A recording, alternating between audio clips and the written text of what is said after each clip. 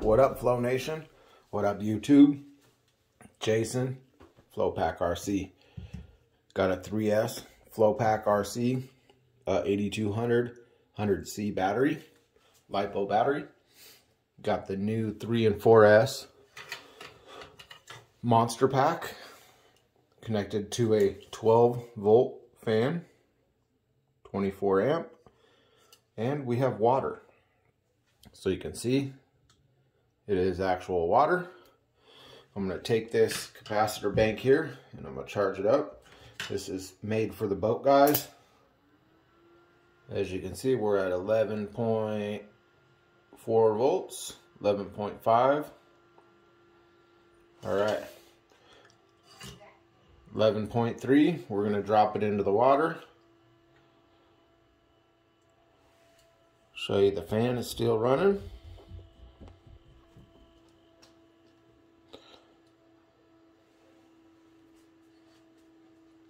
Voltage gauge is still on. It's in the water, as you can see.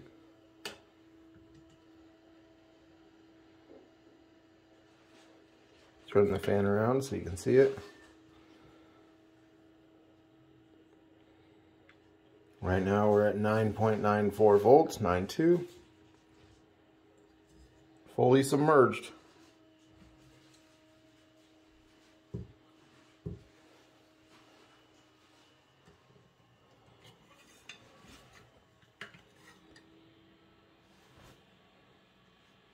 Still running the fan. Again, this is the 3 or 4S monster pack. Let's go ahead and submerge it one more time, guys.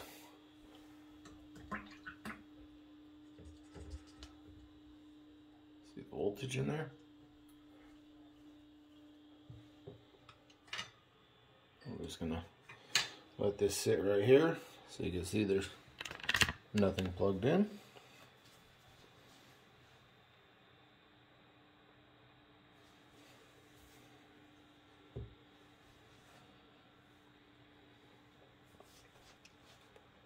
So what happens if you get a capacitor wet? Good question. Sometimes nothing. But if they don't have proper venting, they will explode. Just like this video I'll show you in a minute. Right now, let's let this run.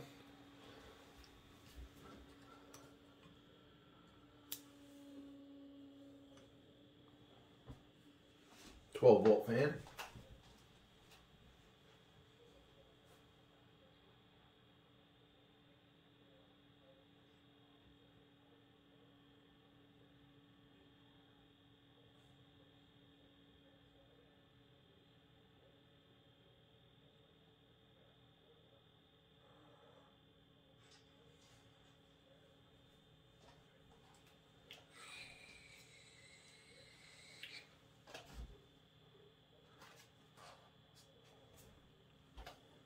Show you that it's still running.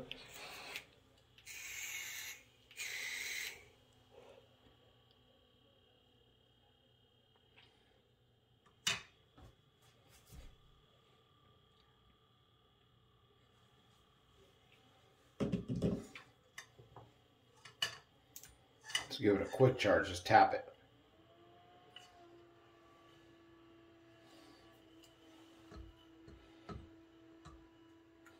This is regular tap water. This is not distilled water.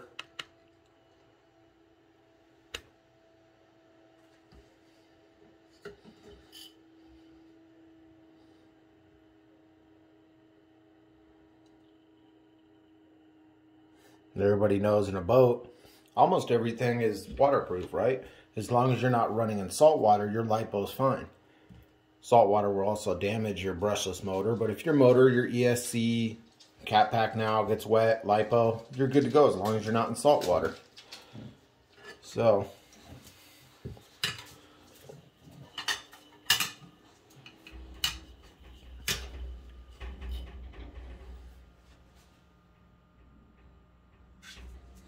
watch this. So this is what happens. You don't have proper venting. Now this is one capacitor. It looks just like this.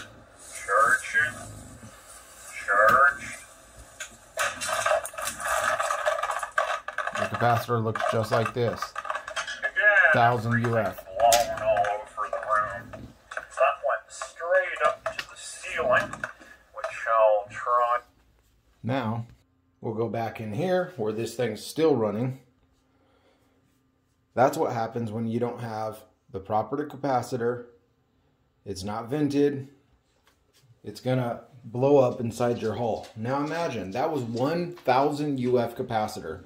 Some of these guys are putting 2,500, 2,200 UF microfarad capacitors together in a cap bank, and they're putting it in their car. Imagine what that would do to your hull. It's gonna blow up in there, and you're gonna have bits and shreds because they used the wrong capacitors or cheap capacitors. The moral of this is a good quality brand from someone that knows what they're doing. They're not just buying some cheap eBay capacitors and throwing them together. Get a good brand. As you can see, the voltage screen's still working. Everything's working, fully submerged. We'll submerge it one more time to show you guys.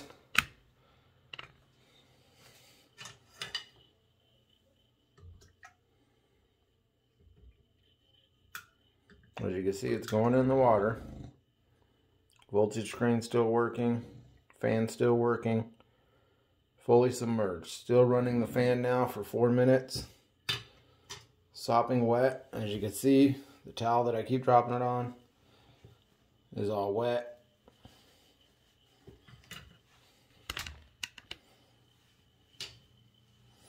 I did this in my guest bathroom in case it blows up. The wife don't kill me. There's water everywhere, whatnot, but I was very confident that it would do its thing. So again, this is a 3 or 4S monster pack. I don't have big old sausage fingers or nothing. About the size of my finger, about the size of my nail. Not very big at all, as you can see. Put it in my hand. There you go. It'll fit in a boat, no problem, for 3 and 4S. When you start getting into 6 and 8S, they get a little bit bigger. So, if you can imagine, this is a 4S. Sorry, this is a 3S, not a 4S. 3S. 4S, or I'm sorry, 6S would be double this size. 8S will be a little bigger than that. So, still going.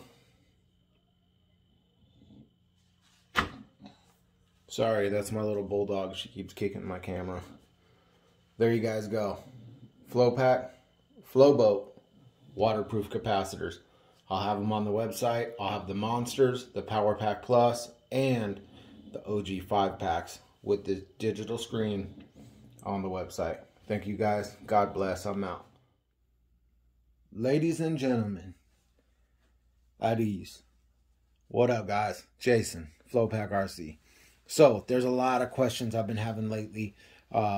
People are constantly sending me messages. I'm trying to get back to everybody. I'm sorry if I don't get back to you quick, but I will get back to you. I want to say, first off, big shout out to all the Flow Nation. Thank you guys for all the support over 2022. Tomorrow's the new year. Let's see what we can do. Thank you for all the guys that are supporting with the batteries. They're really doing great. Drag racing boats and cars. I'm really happy with the way they came out. So I see 2023 being a big thing. I went ahead and went dual motor. It seems like that's the only way people are getting fast speeds, but I don't entirely believe that. Think back to Nick Case. He may have been running 10, 12, 14S. We have the capabilities to do that. We have the Max 5, we have the Max 4, we have Flyer, all these different ESCs out there. MGM supposedly coming out with a new ESC that'll get us higher. He did it with a single motor, and the motor was about this size, guys. So if you did it with one motor that size, I think it's absolutely possible to do it that way instead of running dual motor. Dual motor. Why do people run dual motors? You know why? Because this motor and this motor together, this motor by itself is going to run about 550 amps.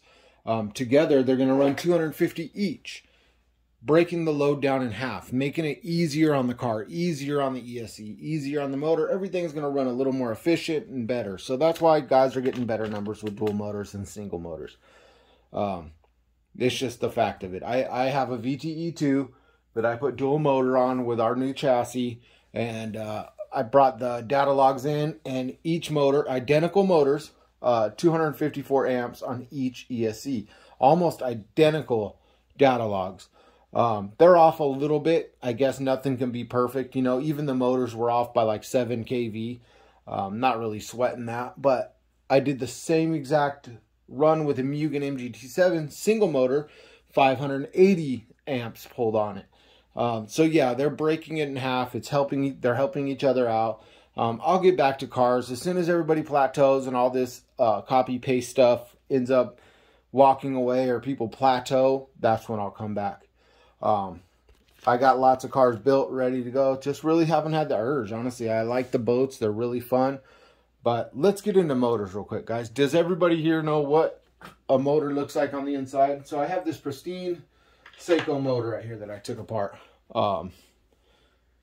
This 11,000 kV. Oh, I just broke it. Joking.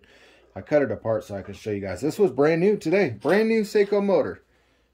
Blew apart right now. That's crazy. For real though, this is an old 11,000 kV Seiko motor. I wanted to tear it apart so I can show everybody, and so that way you know what the inside of a motor looks like. So obviously you have the outside right here, right? The housing. Just an aluminum piece. Then you're going to have the primary magnet, okay? This is the primary magnet, sits in the houses, or in the housing. Then you're going to have the coils, the wires, the copper wires. Then on the inside you have the stator. This is called the stator, okay? So on this Seiko, the stator runs almost to the very end of the motor on both sides. There's about a 5mm top of coil, 5mm on the bottom coil. Different motors, different things. TP motor has about an 8mm coil on top and a smaller stator. Almost the same size motor, guys. So 8mm of coil on the top. But yeah, that's basically how a motor's made. Then you have the rotor that goes inside here. Like I said, this is primary magnet. This is main magnet. Your rotor has all these magnets on them, all right? Rotor sits inside there, spins inside the coils. Basically, that's what the inside of your motor looks like. There's all the different phases coming off at the end, right? So, now you know what how the motor's made. Now, a lot of people have said, can't you just take bigger magnets and put them on this outside of the motor to get more power? Or people have said, you know, slot cars, they've been magnetizing the slot cars for years. Can't you make your motor or the rotor stronger, or the stator stronger, or the primary magnet stronger by putting it in one of these machines that magnetizes it? I guess you could, but I don't see what the advantage is. Now, this is a Seiko 11,000 kV. I don't know if it's a TP made or new made. I'm not sure. By the ends, it kind of looks like TP. Now, just because it's made by TP don't mean it's a TP. Seiko has it made to their specs, what they want done, and that's what they do. So an 11,000 kV. Then we have here a TP 9,000 kV. Let me get something to pull this rotor out real quick. It's in there pretty good. So 9,000 kV. See the difference? Here's a, oh, sorry, that's a Traxxas. Seiko. See the difference in size there between this TP and that Seiko? This TP is actually smaller than the Seiko by quite a bit. Fatter, but skinnier. More magnets, less magnets. 11,000 kV. I actually want to say like 8,200 or 8,500. I don't remember exactly. I don't blow a lot of TP motors. I don't know how this one recently, this was a 4060 1900 kV, blew up. Have no clue. Never really blown. This one I did blown. I got it from an auction site on Facebook through a guy I knew. And first run on it, it blew apart. So I think he may have known something was wrong with it. And I'm not blaming anybody here, but it's I don't go around blowing motors out that often is what I'm saying. So I started looking into it. What happened? What went wrong? Well, boats pull a lot more amps than cars, guys. Believe it or not. They pull a ton more amps than cars. So the Seiko, I was sitting here looking at it and I'm checking the magnetism of it. And I said, man, this isn't a very strong magnet on this rotor compared to a TP. Man, you can lift up some stuff with this thing. For instance, here's some needle nose. It'll hold those needle nose, those big, heavy, long needle nose like nothing. The Seiko, it wants to fall off there. It's strong, but it's not as strong. You can feel with the TP. So I said, you know what? I'm going to start playing around with these rotors. I wonder if I can change the KV. Went on to some forums, Facebook, whatnot. Everybody said, no, you can't change KV unless you change the coil, the windings, and figure out, you know, what KV you want. That's how KV is made. And there's some rumor going around that if you cut your motor wires shorter, it changes the KV. I've heard that before, but I don't believe it. I think the KV is inside the can. You can cut TP motors. See, I cut it here and I spliced it. I like to cut my motor shorter. No matter if it's TP or whatnot, I like shorter wires. I think it looks better.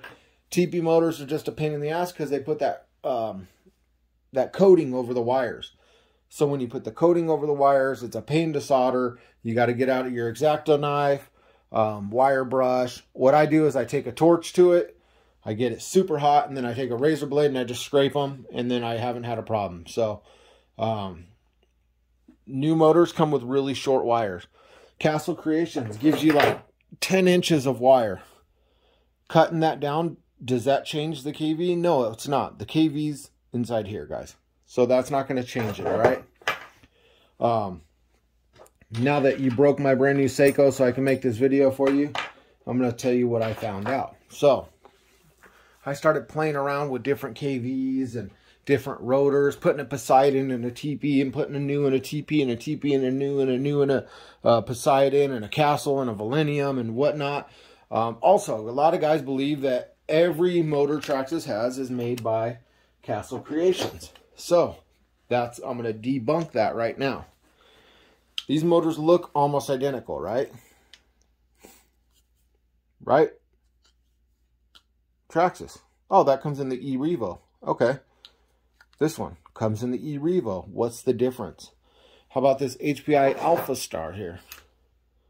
Everybody said all the HPI motors were made by Castle Creations. Castle Creations will never have an end bell showing like that. In their end bell, you will not be able to see the rotor. This is a true Castle Creations motor. These are true Castle Creation motors. You will never see the end bell through the outside like this one. So these ones are made by Millennium or whoever Traxxas makes them through. They are not Castle made. So just to let you guys know that, the end bells will always be covered. Now this one right here, back in the day, the HPI Torque was made by Castle. See, closed end bell. This is a 2650. This is like a unicorn. You can only get them in like Europe. Here's a Castle 2650, exact same thing, made by Castle. Both these are made by Castle. So if they have a closed end bell, they're Castle. If you go on eBay right now, you can buy an old CM36 7700 KV, peel the little sticker off the back. The end bell has a hole in it, and you can see right through. Sorry, guys. My camera got all jacked up real quick. Hold on. So, yeah. Know what you're buying before you buy it. If it's not a real Castle, it's probably not going to last, honestly. These Millenniums and all this stuff, there was word back in the day that Castle made those. No, they don't. They got open belt ends. Now look at this motor. And then look at this motor. They're damn near identical, right? Same size, same everything, except for this is a 6-pole. This is a 4-pole. What changes that? What changes it from a 6-pole to the 4-pole? We'll get to that in a minute. Let's talk about those 10 scales in a minute, okay, guys? Let's jump over to the 8th and 5th scales real quick. So I said, man, there's got to be a way to mess with these motors and modify them. What was Frankenstein Motors Works doing back in the day?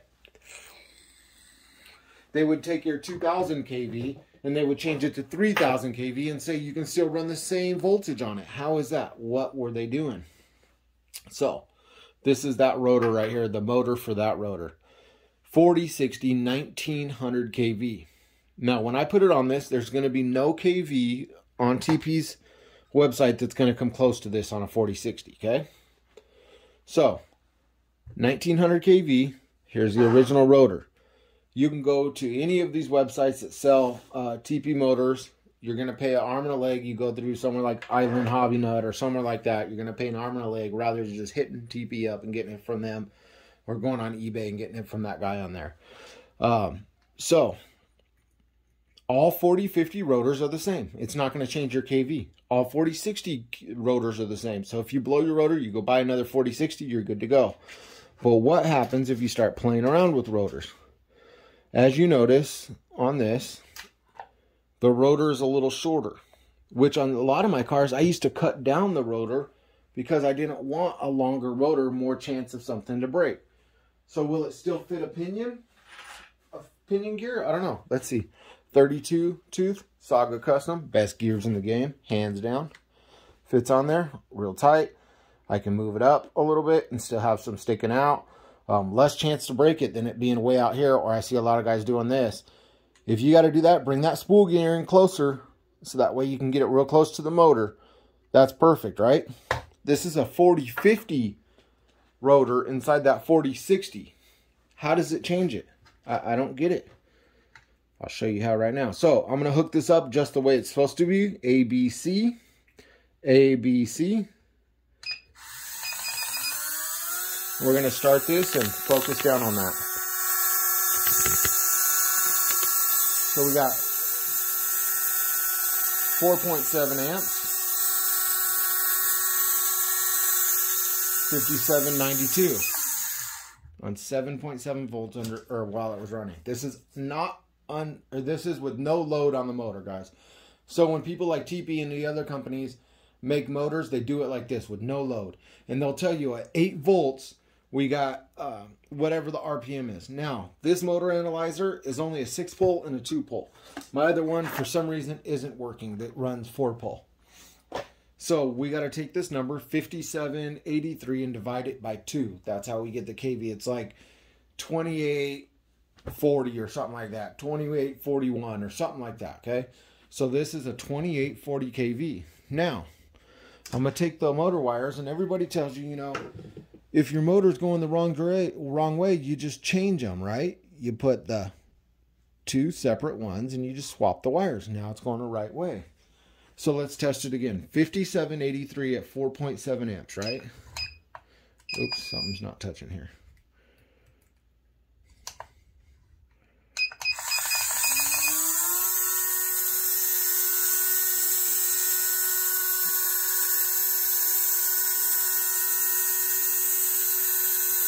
You guys seeing that? The amperage is way down. Now it jumped up. kV jumped up. Still not as high as the kV as before, right? When I was running at ABC, the kV is still not as good as what it was. It's still 30 kV difference. 10 kV, or whatever it is. So I'm going to put it back to the original way like it should be. We're going to have C. We're going to have, let me untwist these. B. And then A. Now you can always go in your XLX, right? And change the direction of the motor pole, or which way the motor spins. So if I'm getting 5787 here,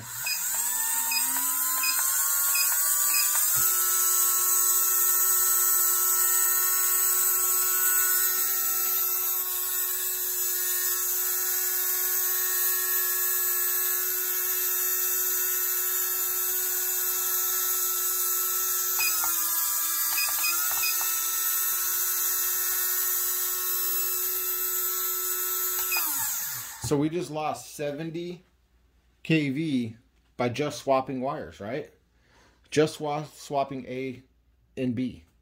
We lost 80 kV. So find out which way the motor spins the best, and we'll hook it up backwards right here. We'll go C to A, we'll go A to C, and we'll keep B and B together, and we'll see what happens. Whoa, look at that. 5840. This motor is now a 2920. How is that? 2900 kV, 1,000 different kV than what it started at. And it's not hot, guys. Not hot at all. I'm holding it. Not warm, not hot. And it's pulling less amps. 4.4 amps. Divide that in half, and that's what you'll get. So if we're running less amps, which is better, right? I know back in the day, everybody said, oh, it's great, I'm pulling 18 amps. That's horrible. You don't want to pull more amps. You want to pull less amps. And I'm getting a higher kV. I'm going to plug the motor in like this, and I'm going to go to my XLX2, and I'm going to reverse the direction, whatever direction I need to go. I'm not going to reverse it by changing wires on your motor. Some reason the phases are messed up on different on these motors, okay?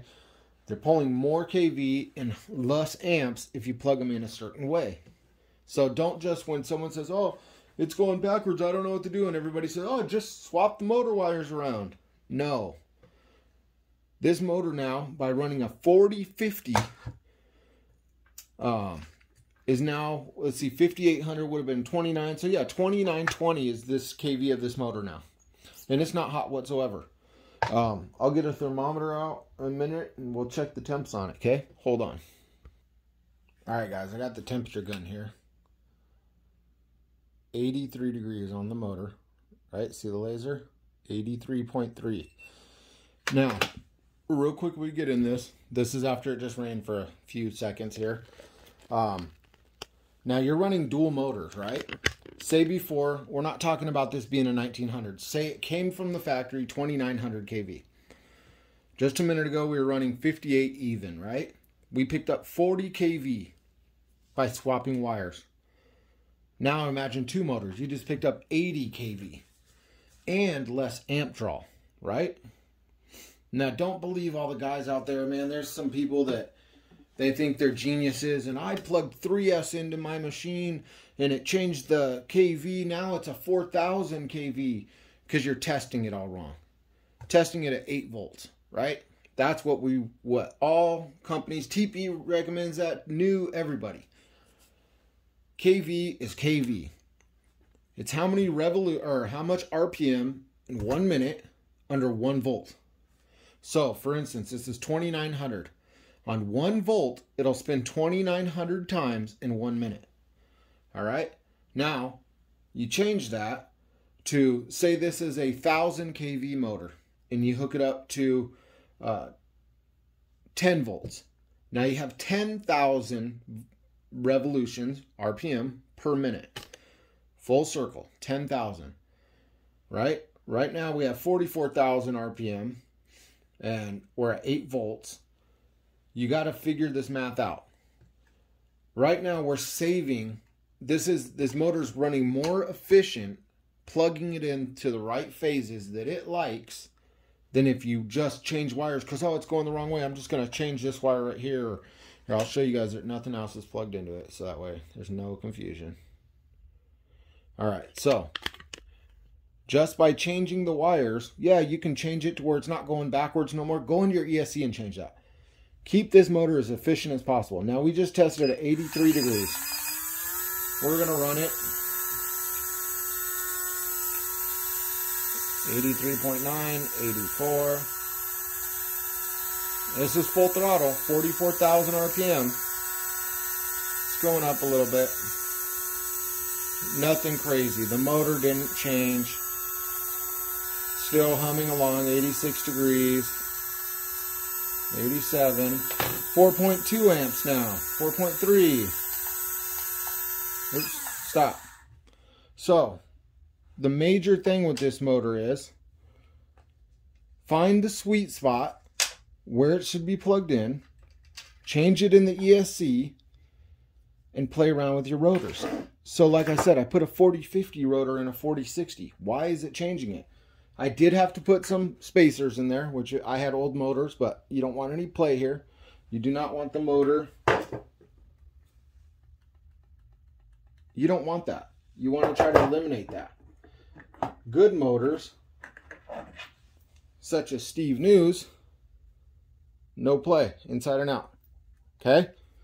You don't want any slop, but you also don't want it tight because then you will generate heat. You'll put excessive wear on your bearings. Why did it change it? By only changing the rotor, not the wiring. I don't mess with wiring on motors. I don't know how to build a motor, so I'm not going to try to build the motor. What changed it was the magnet. Now it's got a less of a magnet on it. Okay? Instead of having a full magnet, here, we'll do it with this Seiko right here. Instead of having the magnet fully encased in the stator, like this one is here, from stator to stator, it's shorter in there. So it's like this. The magnet is a little shorter, so it's less magnet, giving it more RPM. It wants to go. The difference between, you guys want to see the difference between a new motor and a TP motor? So everybody that has a TP motor, I'm sure you've seen the outside. They have this aluminum piece. A lot of time they'll put that blue glue in there to balance it out. They started drilling them now to get the right balance on them. See, that's what those holes are. Those aren't just there for looks. It's to balance it. But there's 4 magnets. 1, 2, 3, 4. 4-pole magnet. Just like on this one. 4 magnets. And then they fill it with this blue glue stuff and whatnot. The Seiko. 4 magnets as well, but they're tiny little magnets. Tiny. Not as strong. Let's look at a new rotor. The magnets go from one side to the other side, all the way down. This is one that snapped on me. There's no little 5mm aluminum piece right here on each side, 10mm total. The magnet take up the whole thing. Very strong magnet. You ever take a new motor and you're trying to spin it and it's like super, super, super hard? It's because there's a lot of magnet. That's why you get so much more torque out of a new motor than you do like a TP of the same KV. Tons of magnetic strength, tons of torque in a new motor. TP is a great motor, guys. I am not bashing TP. Obviously, I like TP. I run TP on a lot of cars. I run new, I run TP, I run everything. I run Seiko. I loved this little 11,000 kV Seiko. That 11,000 kV did numerous 4S runs, no problem. Till I decided to put it in a 26-inch boat, which I thought would be fine because the boat motor that was in there was a tiny Outrunner motor, and I thought it would do good, but apparently I learned a lesson that boats pull a whole lot more amps than cars, and they get hot really, really fast. So, changed the rotor around. I put a 40-50, put some spacers in there, and it changed the KV by 1,020. Let's hop over these 10 scales real quick, guys.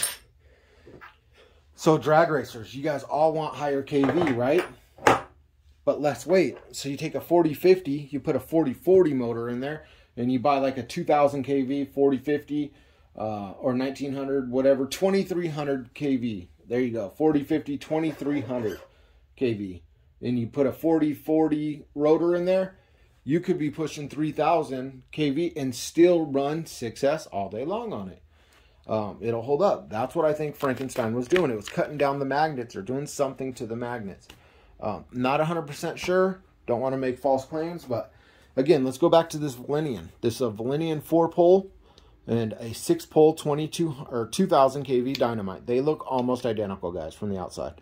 I bet you it's the same manufacturer that makes them. They have the bevel right here. That has the bevel right there. Almost identical. I started playing around with these. And then I started playing around with Castle rotors. And I started playing around with TP rotors. And I started putting them in different things. Well, I turned this Valenium into a 5,200 kV now. So I seen something the other day on Facebook that said we're going to make a Valenium class for tracks and slashes. Well, it's going to be hard to do when guys, all they got to do is take an R1 rotor and pop it in their Valenium. You'll never know the difference. They're identical. And it's going to pull 5,200 kV. This is a 2-pole Valenium. As you can see, 2-pole you can spin real easy. See how it keeps going after I spin it? 2-pole. I took this rotor out and I put it in the dynamite. Didn't change nothing. For some reason, I got to figure out the difference between 2-pole and 4-pole. I'm going to get to that. There will be another video. But yeah, I turned this into a 5,200 kV now. And I put it on 3S and it was astronomical.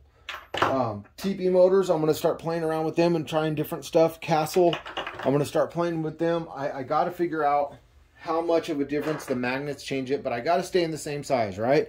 So, as long as you put, let me get this out of here. If you're playing around and you want to put a different rotor in your motor, as long as it's in the stator area, right? Inside here and it's not above the windings, you're fine. If it sticks way above the windings like that, that's bad. You don't want that. You're losing so much. Keep it right in the windings. even if it's a little shorter, let's see how much shorter this one is. That's longer. Let me find one that's short. Here we go. So this one's shorter. As long as it's in those windings, it's fine. Even if there's a little bit of stator showing on each end, that's fine. That's not going to hurt nothing, okay? You just don't want it way big in there. Like I said, you don't want it tight either. Obviously, the Seiko, see how it's wearing through right there? You can tell it's been wearing through. You can see the wire coming through the stator. This motor was pretty worn out. These magnets here are pretty weak. Now, someone asked me a while ago, probably 2 or 3 years ago, what happens if you were to put magnets on the outside of a motor? Would it change anything? So let's take this.